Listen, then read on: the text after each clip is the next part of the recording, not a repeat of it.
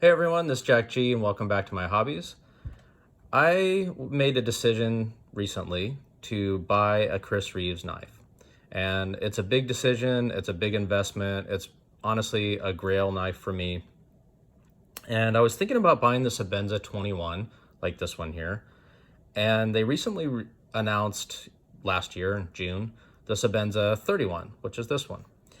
And I was really torn whether or not to wait or to buy the 21. And so I did a lot of research on, what had changed or what hadn't changed, frankly, in the 10 years since the original release of the 21 compared to the 31 that was coming out.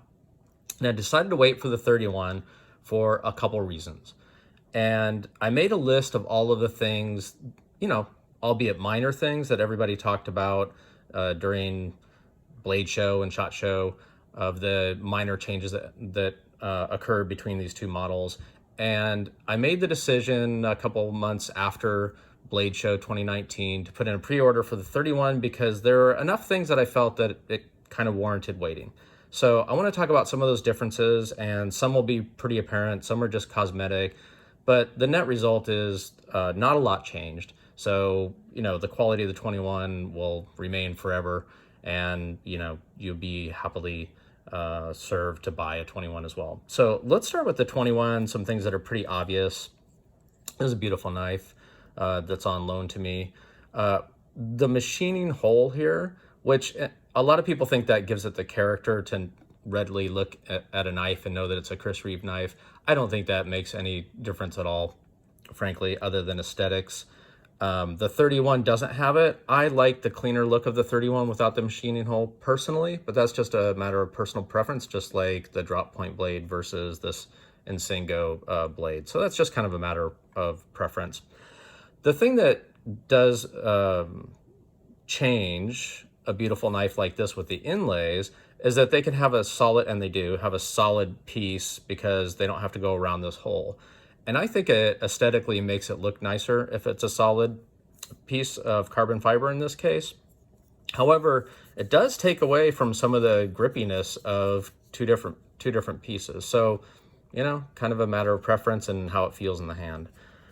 Let's see. So I made a list, and I want to make sure that I kind of hit each and every change between the original and the new model. Probably the most apparent is the pocket clip. And the pocket clip clearly is different between the two models in that the 21 rests right here on the integral locking arm, right? And this one doesn't. It rests actually on the frame itself. And at least in my mind, that seemed like it would be a big determining factor, to be honest, because I read a lot of people talking about how these are hard to open and not close, but hard to open to deploy. Although this one I've kind of tweaked recently, so it's quite easy to open. But with the pressure of both your fingers pushing on the locking bar here against the blade when you're trying to open it, in addition to the clip, I felt like that there was too much resistance and tension and making it harder for you to open. And I could be wrong, but I think it makes a little difference. And when I compare this one to the 21 as well, it's not a significant difference. I think the other thing is just how this wears in your pocket.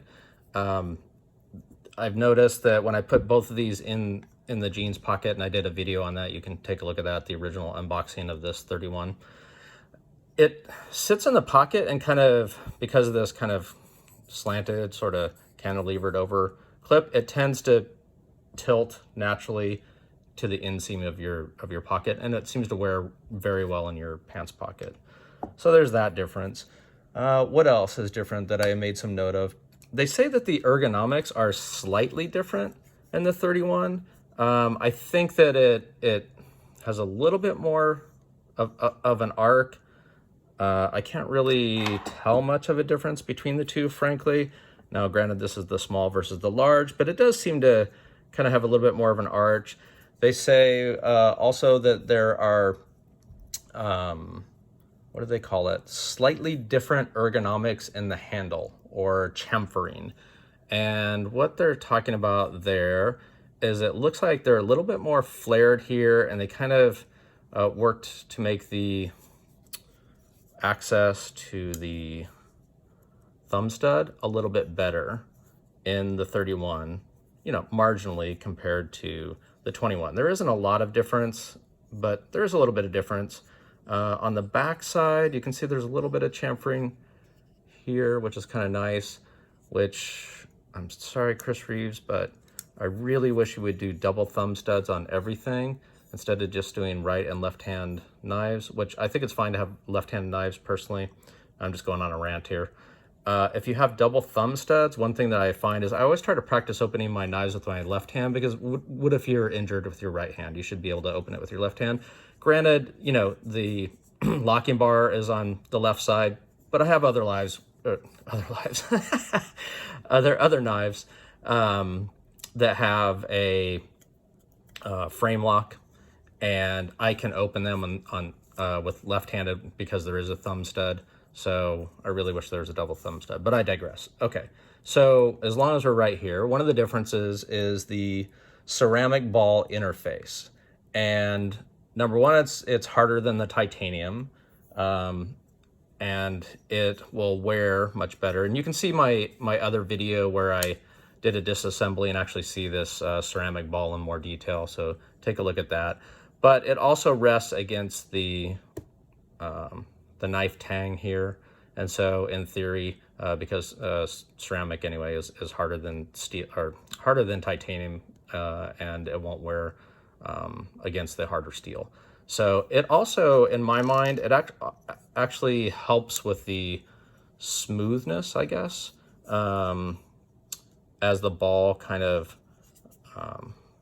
you know, rides against the blade inside here, as well as when it locks up. So I find a little bit smoother on the 31 than I do on the 21 that doesn't have that. It's just purely the titanium here.